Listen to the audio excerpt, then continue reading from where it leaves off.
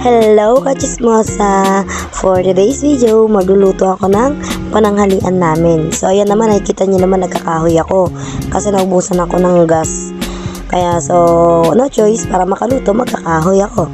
So ito na nga, nilagay ko na ang bawang at sibuyas. Minekos-mekos ko na yan at sinunod ko na rin naman kaagad ang ligo. Yan, dalawang sardines yan, isang green at isang pula.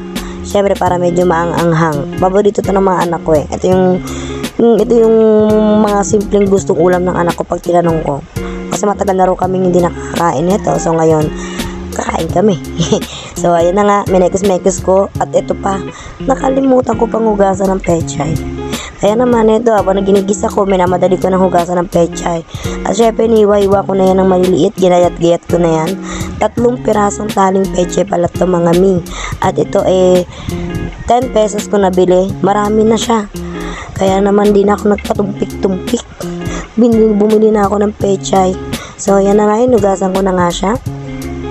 At sinunod ko na rin nagpangalawang hugas na rin yan. Kaya minamadali ko na lang yan, gawa ng syempre mga susunog ng sardinas, diba? Matutuyuan, mawawala ang sauce. So ayan na nga, minekos-mekos ko na at ayan na. Pumasok na ako sa loob, nilagay ko na ang pechay. So kailangan nating i-mekos-mekos ulit yan bago natin yan takpan. So ayan, natakpan ko na nga. At nawalan na, at tinan nyo naman, no? O ayan, nagpa-apoy ulit ako kasi namatay nga yung apoy, gawa na naghugas ako ng pechay. So ayan, dinagdagan ko. Pero parang napasobra yata, kulang na lang, lumipad na yung kawali. Charis. So ito, hindi ko na siya nilagyan ng tubig, gawa ng magkakatas din naman tong pechay. Sana all makatas ang pechay. Charis.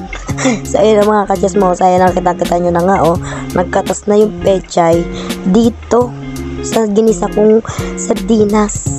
So ayan, minekos-mekos ko lang yan, tapos nilagyan ko na yan ng pangpalasa, magic sarap at konting asin at mekos-mekos. Hindi madalian lang to kasi tignan nyo naman guys, so madali lang maluluto to dahil tignan nyo naman ang apoy ko, lilipad na ang kawali. So ayan, nilagay ko na nga yan. At syempre hindi nyo na nakita, nilagyan ko ng asin yan dahil ako lang mag-isa ang nagbibideo. So ayun, first time ko mag voice over, so sana naman magustuhan nyo tong voice over ko, diba?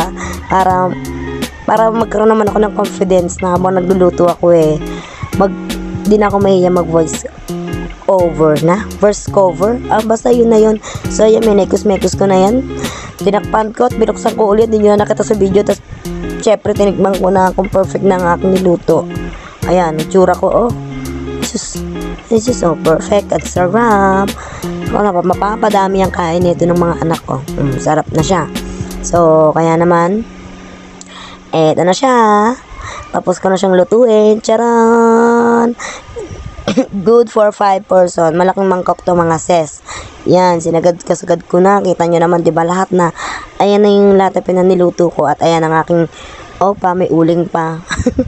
Opa. So ayan, kakain na tayo guys ha. Thank you for watching. Nako, mapapadami na naman ang kain nito. Talo-talo na naman to. So ayan lang guys. Bye-bye. Next time ulit.